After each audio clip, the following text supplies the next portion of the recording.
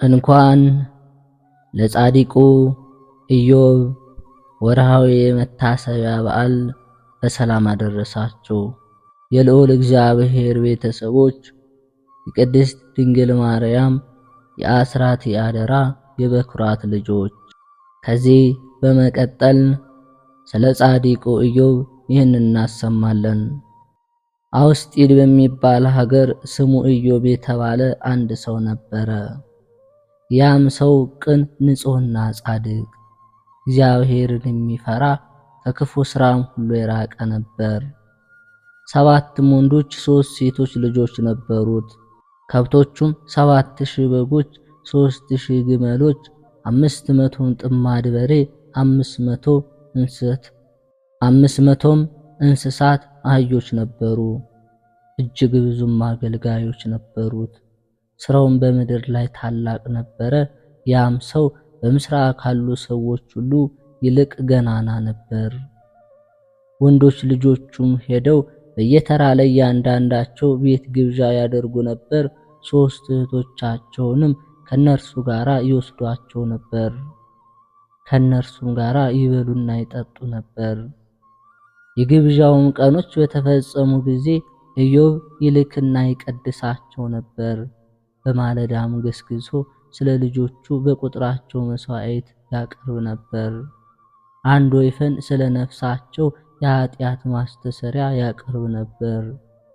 ኢዮብ ምናልባት ልጆቼ በልባቸው በእግዚአብሔር ላይ ክፉ ነገር ያስቡ ይሆናል ይል ነበርና። ከዕለታት አንድ ቀን እንዲህ ሆነ። የእግዚአብሔር መልአክ በእግዚአብሔር ፊት ለመቆም መጡ። ሰይጣንም ደግሞ ከነርሱ ጋር መጣ። እግዚአብሔርም ሰይጣንን ከወዴት መጣህ አለው። ሰይጣንም ምድርን ሁሉ ዞርኋት፣ ከሰማይ በታች ተመላለስኩና መጣሁ ብሎ ለእግዚአብሔር መለሰ። እግዚአብሔርም ሰይጣንን አለው፣ በባሪያዬ በኢዮብ ላይ የምታስበው ነገር እንዳይኖር ተጠንቀቅ። በምድር ላይ እንደ እርሱ ቅን፣ ንጹሕና ጻድቅ እግዚአብሔርን የሚፈራ ከክፉ ሥራም ሁሉ የራቀ ሰው የለምና። ሰይጣንም በእግዚአብሔር ፊት እንዲህ ብሎ መለሰ፣ በእውኑ ኢዮብ እግዚአብሔርን የሚያመልከው በከንቱ ነውን? አንተ ቤቱን በውስጥም በውጭም በዙሪያው ያለውን ሁሉ አልሞላህለትም። የእጁንም ሥራ ባርከህለታል፣ ከብቱንም በምድር ላይ አብዝተህለታል። ነገር ግን እጅህን ዘርግተህ ያለውን ሁሉ ዳስስ፣ በእውነት በፊት ይሰድብሃል። እግዚአብሔርም ሰይጣንን ኖ ለእርሱ ያለውን ሁሉ በእጅ ሰጠውህ፣ ነገር ግን በእርሱ ላይ እጅን አትዘርጋ አለው። ሰይጣንም ከእግዚአብሔር ፊት ወጣ። የኢዮብ ንብረቱ እንደጠፋና ልጆቹ እንደሞቱ። አንድ ቀንም እንዲህ ሆነ። የኢዮብ ወንዶችና ሴቶች ልጆች በታላቅ ወንድማቸው ቤት ይበሉና የወይን ጠጅ ይጠጡ ነበር። መልእክተኛ ወደ ኢዮብ መጥቶ ጥምድ በሬዎችህ እርሻ ያርሱ ነበር፣ ካጠገባቸውም ሴቶች አህዮች ይሰማሩ ነበር። ማራኪዎችም መጥተው ወሰዷቸው፣ ብላቴኖችንም በሰይፍ ስለት ገደሉ። እኔም ብቻዬን አምልጬ እነግርህ ዘንድ መጣሁ አለው። እርሱም ገና ይህን ሲናገር ሌላ መልእክተኛ መጥቶ ለኢዮብ እንዲህ አለው፣ እሳት ከሰማይ ወደቀች፣ በጎችንም አቃጠለች፣ ጠባቂዎችንም በላች። እኔም ብቻዬን አምልጬ እነግርህ ዘንድ መጣሁ። እርሱም ገና ይህን ሲናገር 3ኛው መልእክተኛ መጥቶ ለኢዮብ እንዲህ አለው፣ ፈረሰኞች በ3 ረድፍ ከበው ግመሎችን ማርከው ወሰዱ፣ ብላቴኖችንም በሰይፍ ስለት ገደሉ። እኔም ብቻዬን አምልጬ እነግርህ ዘንድ መጣሁ። እርሱም ገና ይህንን ሲናገር 4ኛው መልእክተኛ መጥቶ ለኢዮብ እንዲህ አለው፣ ወንዶችና ሴቶች ልጆች በታላቅ ወንድማቸው ቤት ሲበሉና ሲጠጡ እነሆ አውሎ ነፋስ ከምድረ በዳ ድንገት መጥቶ ቤቱን በ4 ማዕዘን መታው። ቤቱም በብላቴኖቹ ላይ ወደቀ፣ እነርሱም ሞቱ። እኔም ብቻዬን አምልጬ እነግርህ ዘንድ መጣሁ። ኢዮብም ተነሳ፣ መጎናጸፊያውንም ቀደደ፣ ራሱንም ላጨ፣ በምድር ላይ ተደፍቶ ሰገደ፣ እንዲህም አለ፣ ከእናቴ ማኅፀን ራቁቴን ወጥቻለሁ፣ ራቁቴንም ወደ ምድር እመለሳለሁ። እግዚአብሔር ሰጠ፣ እግዚአብሔር ነሳ። እግዚአብሔርም እንደፈቀደ ሆነ። የእግዚአብሔርም ስም የተባረከ ይሁን። በዚህም በደረሰበት ሁሉ ኢዮብ በእግዚአብሔር ፊት አልበደለም፣ ለእግዚአብሔር ስንፍናን አልሰጠም። ሰይጣን ኢዮብን እንደገና ፈተነው። ከዕለታት አንድ ቀን እንዲህ ሆነ። የእግዚአብሔር መላእክት መጥተው በእግዚአብሔር ፊት ቆሙ። ሰይጣን ደግሞ በእግዚአብሔር ፊት ለመቆም ከነርሱ ጋር መጣ። እግዚአብሔርም ሰይጣንን ከወዴት መጣ አለው። ሰይጣንም ከሰማይ በታች በምድር ላይ ዞረው በእርሷም ተመላለሰው ብሎ በእግዚአብሔር ፊት መለሰ። እግዚአብሔርም ሰይጣንን አለው፣ በባሪያዬ በኢዮብ ላይ እንዲህ እንዳታስብ ተጠንቀቅ። በምድር ላይ እንደርሱ ያለ ገር ጻድቅና ንጹሕ እግዚአብሔርን የሚፈራ ከክፋትም ሁሉ የራቀ ዳግመኛም ቅን የሆነ ሰው የለምና። አንተ ግን ሀብቱን በከንቱ አጠፋ ዘንድ ነገርኸኝ። ሰይጣንም መልሶ ለእግዚአብሔር ቁርበት ስለ ቁርበት ነው፣ ሰው ያለውን ሁሉ ስለ ሕይወቱ ይሰጣል። ነገር ግን አሁን እጅህን ዘርግተህ አጥንቱና ስጋውን ዳስ፣ በእውነት በፊትህ ይሰድብሃል ብሎ መለሰ። እግዚአብሔርም ሰይጣንን አለው፣ ኖ ስጋውና አጥንቱን በእጅ ሰጠው፣ ነገር ግን ሕይወቱን ተው። ሰይጣንም ከእግዚአብሔር ፊት ወጣ። ኢዮብም ከእግሩ ጀምሮ እስከ አናቱ ድረስ በክፉ ቁስል መታው። ቁስሉን የሚያክበት ዘንድ ገል ወሰደ። ከከተማም ወጥቶ በአመድ ላይ ተቀመጠ። ብዙ ወራትም ካለፈ በኋላ ሚስቱ እንዲህ አለችው፣ እስከ መቼ ትታገሳለህ? ዳግመኛ እግዚአብሔርን ጥቂት ወራት ደጅ እጠናዋለሁ፣ ዳግመኛ መከራውን እታገሳለሁ፣ የቀድሞውን ኑሮዬን ተስፋ አድርገዋለሁ ትላለህን? እንደዚህ እንዳትል ከዚህ ዓለም እንሆ ስም አጠራርህ ጠፋ፣ ወንዶችና ሴቶች ልጆቼም ሞቱ። ማኅፀኔም በምጥ ተጨነቀ፣ በከንቱም ደከምኩ። አንተም በመግልና በትል ትኖራለህ፣ ሌሊቱንም ሁሉ ትዛብራለህ። እኔ ግን እየዞርሁ ቀላውጣለሁ፣ ከአንዱ መንደር ወደ አንዱ መንደር፣ ከአንዱ ቤትም ወደ አንዱ ቤት እሄዳለሁ። ከድካሜና በኔ ላይ ካለ ችግርም አርፍ ዘንድ ፀሐይ እስኪገባ ድረስ ጠብቃለሁ። ነገር ግን አሁን እግዚአብሔርን ስደብና ሞት። እርሱ ግን ወደ እግዚአብሔር ተመለከተና እንዲህ አላት፣ አንቺ ከሰነፎች ሴቶች እንዳንዲቱ ተናገርህ። ከእግዚአብሔር እጅ መልካሙን ተቀበልን፣ ክፉንስ ነገር አንታገስምን?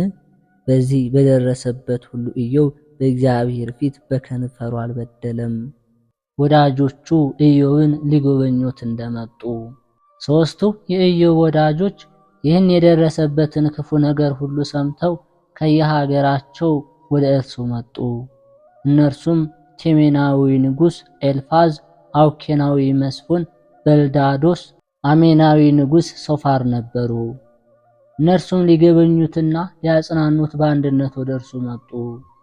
ከሩቅም ሆነው ባዩት ጊዜ አላወቁትም። በታላቅ ድምፅም ጮኸው አለቀሱ። መጎናጸፊያ ያላቸውንም ቀደዱ፣ በራሳቸውም ላይ ትቢያ ነሰነሱ። 7 ቀንና 7 ሌሊትም ባጠገቡ ተቀመጡ። ሕማሙ እጅግ አስፈሪና ታላቅ እንደነበረ አይተዋልና ከእነርሱ አንድ ቃል የሚናገረው አልነበረም። ኢዮብ የተወለደበትን ቃል ረገመ። ከዚያም በኋላ ኢዮብ አፉን ከፈተ፣ የተወለደባትን ቀን ረገመ፣ እንዲህም አለ፣ ያች የተወለድኩባት ቀን ትጥፋ፣ ያችም ወንድ ልጅ ነው ያሉባት ሌሊት፣ ያች ቀን ጨለማ ትሁን፣ እግዚአብሔር ከላይ ይመልከታት፣ ብርሃንም አይብራባት፣ ጨለማና የሞት ጥላ ያገኟት፣ ጭጋግም ይምጣባት፣ ያች ቀንም የተረገመች ትሁን፣ ያች ሌሊት ጨለማ ይምጣባት። በየዓመቱ ቀኖች መካከል አትኑር፣ በወሮች ቀኖች ውስጥም ገብታ አትቆጠር። ለዚያም ሌሊት ጭንቅ ይሁን፣ እልልታ ወይም ደስታ ይግባባት። ነገር ግን ሌዋታንን ለመግደል የተዘጋጀ ያችን ቀን የሚረግም ይርገማት። የዚያ ሌሊት ኮከቦች ይጨልሙ፣ ሌሊቱም በጨለማ ይኑር፣ ወደ ብርሃንም አይምጣ። የንጋት ኮከብም ሲወጣ አይ፣ የእናቴን ማኅፀን ደጅ አልዘጋምና መከራውንም ከዓይኔ አልሰወርምና። በማኅፀን ሳለሁ ስለምን አልሞትሁምን? ከሆድ በወጣሁስ ጊዜ ወዲያውኑ ስለምን አልጠፋሁምን? ጉልበቶቼስ ስለምን ደገፉኝ? ጡትስ ስለምን ጠባው? አሁንም ተኝቼ ዝም ባልሁ ነበር፣ አንቀላፍቼም ባረፍሁ ነበር። በሰይፋቸው ከከበሩ ከምድር ነገሥታትና መካሮች ጋር ወይም ወርቅን ካበዙ ቤታቸውን ብር ከሞሉ አለቆች ጋር ወይም ከእናቱ ማኅፀን እንደወጣ ጭንጋፍ ብርሃንም እንዳላዩ ሕፃናት በሆንኩ ነበር። ኃጥአን በዚያ በቁጣው መቅሰፍት ይቃጠላሉ፣ በዚያም በሥጋቸው የተጨነቁት ያርፋሉ። በዚያም የጥንት ዘመን ሰዎች በአንድነት የአስጨናቂውን ድምፅ አይሰሙም። ታናሹና ታላቁ በዚያ አሉ፣ ጌታውን ያገለገለ ባሪያም በዚያ አለ። በመራራነትም ላሉት ብርሃን፣ በነፍስ ለተጨነቁትም ሕይወት፣ የተሰወረ ሀብትን ከሚቆፍሩ ይልቅ ሞትን ለሚመኙ ለማያገኟትም ባገኙትም ጊዜ ደስ ለሚላቸው ሕይወትን ስለምን ሰጠ? ሞት ለሰው ረፍት ነው፣ እግዚአብሔርም ከእርሱ ከለከለው። ከአዝመራዬ በፊት ልቅሶዬ መጥቷልና ስለደረሰብኝም አስፈሪ ነገር ሁልጊዜ አለቅሳለሁ።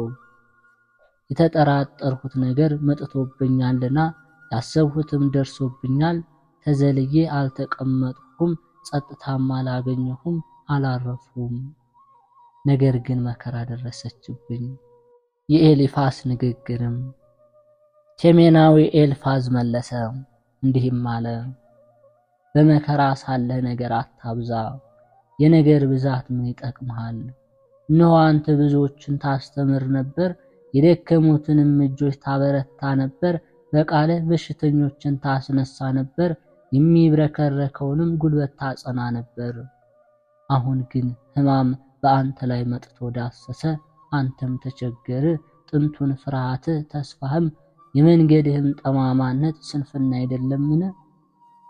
እባክህ አስብ፣ ንጹሕ ሆኖ የጠፋ ማን ነው? ከጻድቃንስ የተደመሰሰ ማን ነው? እኔ እንዳየሁህ ኃጢአትን የሚያርሱ የሚዘሩ መከራ ለራሳቸው ያጭዳሉ። በእግዚአብሔር ትእዛዝ ይጠፋሉ፣ በቁጣው መንፈስ ያልቃሉ። የአንበሳው ጩኸት፣ የአንበሳይቱም ድምፅ፣ የእባቦችም አስፈሪ ጩኸት ጠፉ። ገብረ ጉንዳን ምግብ በማጣት አለቀ፣ የአንበሳይቱ ግልገሎችም እርስ በርሳቸው ተላለቁ። ነገር ግን አንተ አንዳች እውነት አድርገህ ቢሆን ኖሮ ይህን ሁሉ ባልደረሰብህ ነበር። በእኔ ዘንድ ነገር ይነሳል፣ ጆሮዬም ከእርሱ ድምፅን ትሰማለች። ጥንቱን የነገረኝን አላምነውምን? በሰዎች ላይ ፍርሃት በወደቀ ጊዜ በሌሊት ከፍርሃትና ከድምፅ ጋራ ድንጋጤና መንቀጥቀጥ ያዙኝ። አጥንቶችም ሁሉ እጅግ ተነዋወጡ፣ መንፈሴም በፊት ያለፈ። ሥጋዬም ጠጉሬም ተቆጣ፣ ተነሳው፣ ነገር ግን አላወቅሁም። ተመለከትኩ፣ በዓይኖቼም ፊት መልክ አልነበረውም። ነገር ግን ጥላ ያለው ድምፅህንም እሰማለሁ። በእግዚአብሔር ፊት ንጹሕ የሚሆን ሟች ማን ነው? በሥራውስ የሚጸድቅ ሰው ማን ነው? እነሆ አገልጋዮቹንም አይተማመንባቸውም፣ መላእክቱንም በጭንቅ ይጠራጠራቸዋል። ይልቁንም ከአንድ አይነት ጭቃ የተፈጠርን እኛ በተፈጠርንበት የጭቃ ቤት የሚኖሩትን እንደ ብል ይጨፈልቃቸዋል። ከጠዋት እስከ ማታ አይኖሩም፣ ራሳቸውን ማዳንና መርዳት አይችሉምና ጠፉ። እፍ ብሎባቸዋልና ይደርቃሉ፣ ጥበብም የላቸውምና ይጠፋሉ። አሁንም የሚመልስልህ ካለ ጥራ፣ ከቅዱሳን መላእክት የምታየው ካለ። ሰነፉን ሰው በቁጣ ይገድለዋልና ቅንዓትም ሰነፉን ያጠፋዋል። ሰነፎችን ስር ሰደው አየኋቸው፣ በድንገትም መኖሪያቸው ጠፋች። ልጆቻቸው ከድህነት ርቀዋል፣ በበርም ውስጥ ይንቀጠቀጣሉ። መከራም ያጸኑባቸዋል፣ የሚታደጋቸውም የለም። እነርሱ የሰበሰቡትን ጻድቃን ይበሉታል፣ ነርሱ ግን ክፋት ታጋያቸዋለች። ኃይላቸው ይደክማል፣ ችግር ከምድር አይወጣምና መከራም ከተራሮች አይበቅልምና። የአሞራ ግልገሎች ግን ወደ ላይ እየበረሩ ከፍ እንዲሉ ሰው እንዲሁ ለድካም ተወልዷል። እኔ ግን እግዚአብሔርን እለምነው ነበር፣ የሁሉ ጌታ እግዚአብሔርን እጠራው ነበር። እርሱ የማይመረመረው ታላቅ ነገርና የማይቆጠረውን የከበረ ድንቅ ነገር ያደርጋል። በምድር ላይም ዝናብ ይሰጣል፣ ከሰማይም በታች ውሃን ይልካል። የተዋረዱትንም ከፍ ያደርጋቸዋል፣ የወደቁትንም ያነሳቸዋል። የተንኮለኞችን ምክር ይለውጣል፣ እጆቻቸውም ቅን አይሰሩም። ጠቢባን በተንኮላቸው ይይዛቸዋል፣ ምክርን የሚጎነጉኑ ሰዎችን ሐሳብ ያጠፋል። በቀን ጨለማ ያገኛቸዋል፣ በቀትርም ጊዜ በሌሊት እንዳሉ ይርመሰመሳሉ። በጦርነት ይጠፋሉ፣ ደካማውን ከኃያሉ እጅ ያመልጣል። ለምስኪኑ ተስፋ አለውና የአመፀኛ አፍ ይዘጋልና። ነገር ግን እግዚአብሔር የሚገስጸው ሰው ብፁዕ ነው። ስለዚህ ሁሉን የሚችል አምላክን ተግሣጽ አትናቅ። እርሱ ይሰብራል፣ ዳግመኛ ይጠግናል፣ ይቀስፋል፣ እጆቹም ይፈውሳሉ። 6 ጊዜ ከክፉ ነገር ያድንሃል፣ በሰባተኛውም ጊዜ ክፋት አትነካህም። በራብ ጊዜ ከሞት ያድንሃል፣ በጦርነት ጊዜም ከሰይፍ እጅ ያድንሃል። ከምላስ ጅራፍ ይሰውርሃል፣ ከምትመጣብህም ክፋት አትፈራም። በኃጥአንና በአመፀኞች ላይ ትስቅባቸዋለህ፣ ከምድረ በዳ አራዊትም አትፈራም። የምድረ በዳ አራዊትም ካንተ ጋር ይስማማሉ። ያን ጊዜ ቤትህ በሰላም እንዲሆን ታውቃለህ። ከንብረትህም አንዳች አይጎድልህም። ዘርህም ብዙ እንዲሆን ልጆችም እንዳማረ መስክ ሳር እንዲሆኑ ታውቃለህ። በወራቱ የደረሰ አዝመራ እንዲሰበሰብ የእህሉ ነገዱም በወቅቱ ወደ አውድማ እንዲገባ በረጅም ዕድሜ ወደ መቃብር ትገባለህ። እነሆ ይህንን አውቀን መርምረን የሰማኸውም ይሄ ነው። አንተ ግን አንዳች ሰርተህ እንደሆነ ስራህን እወቅ። ኢዮብም መለሰ እንዲህ አለ። ከእናንተ አንዱ መቅሰፍቴን ምነው በመዘነ ኖሮ፣ መከራዬንም በአንድነት ምነው በሚዛን ላይ ባኖረው ኖሮ። ከባህር አሸዋ ይልቅ ይከብድ ነበርና፣ ነገር ግን ቃሌ ሐሰትን ይመስላል። እነሆ የእግዚአብሔር ፍላጻ በሥጋዬ ላይ ነው፣ መርዙም ደሜን ይመጥጣል። ለመናገር ስጀምርም ይወጋኛል። በእውኑ የሜዳ አህያ ሳር እያለው በከንቱ ይጮኻልን? የሚበላውን ፈልጎ አይደለምን? ወይስ በሬ በበረት ውስጥ ገለባ ሳለው ይጮኻልን?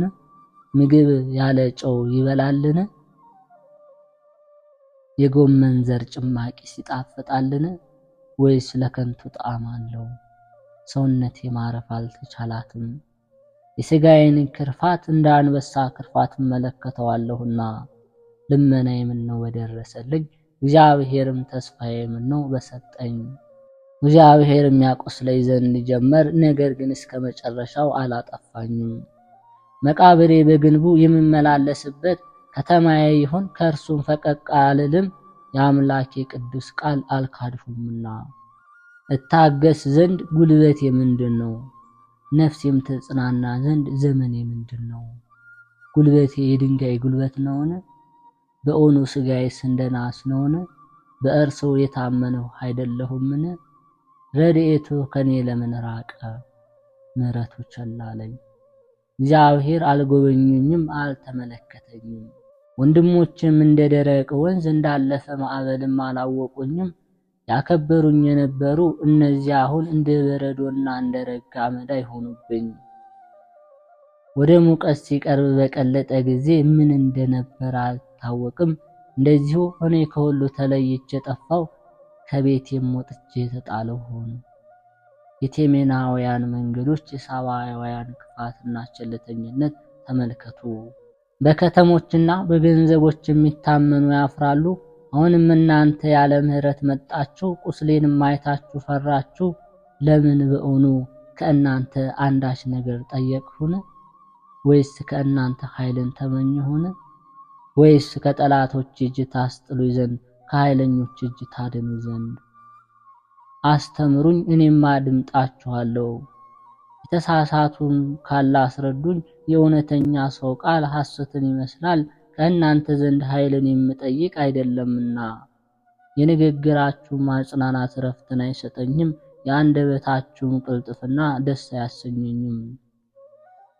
በድሃ አደጉ ላይ ትስቃላችሁና ወዳጃችሁንም ትሰድባላችሁና። አሁንም ፊታችሁን አይቼ ሐሰት አልናገርም። አሁንም ተቀመጡ፣ በደልም አይኖር። ዳግመኛ ከጻድቁ ጋር እንዲሆኑ በአንደበቴ በደል የለምና፣ አፌ ጉሮሬም ጥበብን ይናገራል።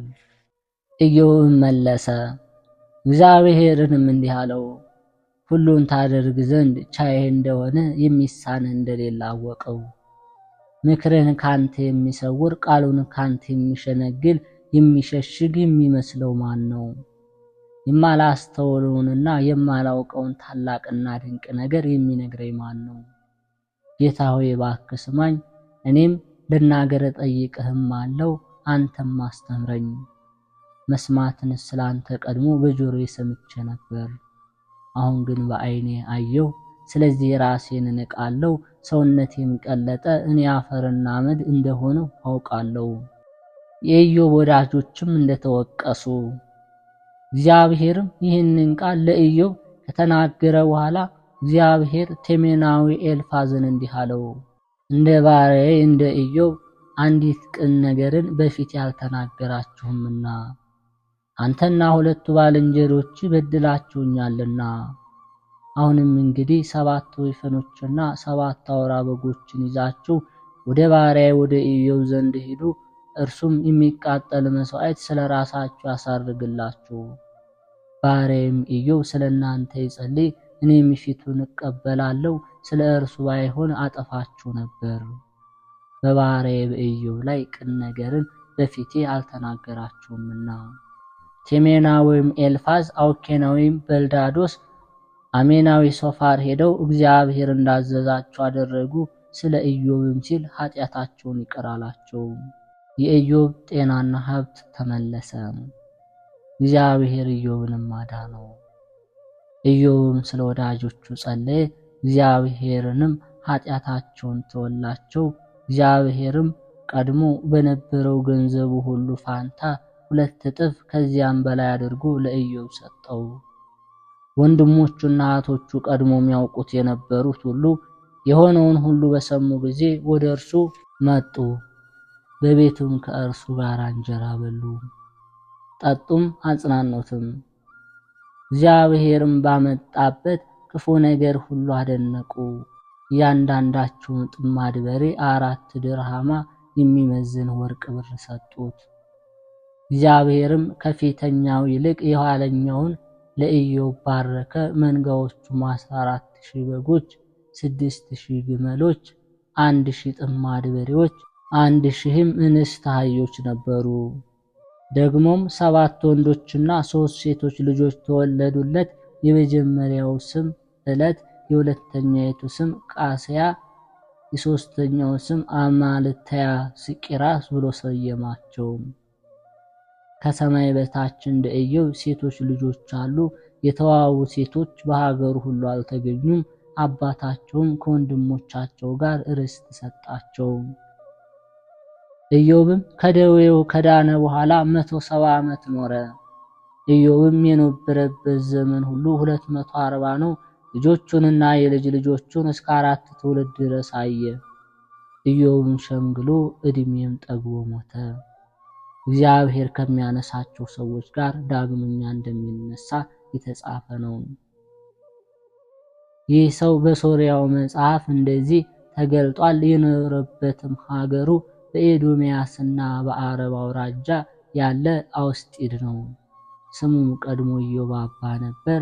አረባዊት ሴትም አገባ። ስሙ ሄኖን የሚባል ልጅንም ወለደችለት። እርሱም የኤሳው የልጅ ልጅ ሳራ ልጅ ነው። እናቱም ባሱራስ ትባላለች። እርሱም ከአብርሃም 5ኛ ነው። እርሱም በገዛት ሀገር በኤዶምያስ የነገሱ ነገስታት እነዚያ ነበሩ። አስቀድሞ የነገሰ የቢሆር ልጅ ባላቅ ነው። የከተማዋም ስም ዲናባ። ከባላቅም በኋላ ስሙ ኢዮብ ይባል የነበረው ኢዮባባ ነገሰ። ከእርሱም በኋላ በቴማን ሀገር የነገሰ አሶም ነው። ከእርሱም በኋላ በሞዓብ ምድረ በዳ የምድያምን ሰዎች የገደላቸው የበራድ ልጅ አዳድ ነበር። የከተማው ስም ጌቴም ነበር። ወደ እርሱ የመጡ ወዳጆቹም አንዱ ከኤሳው ልጆች የተወለደ በቴማኖን የነገሰ ኤልፋዝ፣ በአውከናውያን የተሾመ በልዳዲዮስ የአሜኔዎን ንጉሥ ሶፋር ነበሩ። የልዑል እግዚአብሔር ቤተሰቦች ከጻድቁ ከትዕግስተኛው ኢዮብ በረከትና ረድኤቱን ያድለን። እኛንም ሰይጣን ዲያብሎስ ድል የምንነሳበትን እግዚአብሔር አምላክ እነሆ ለኢዮብ እንደረዳው እኛንም ይርዳን። አምላካችን እግዚአብሔር ከኢዮብ በረከት ረድኤቱን እንዲያሳትፈን እንዲጠብቀን ለወሩ በሰላም እንዲያደርሰን እንዲህ እያልን እናመስግነው። አባታችን ሆይ በሰማያት የምትኖር፣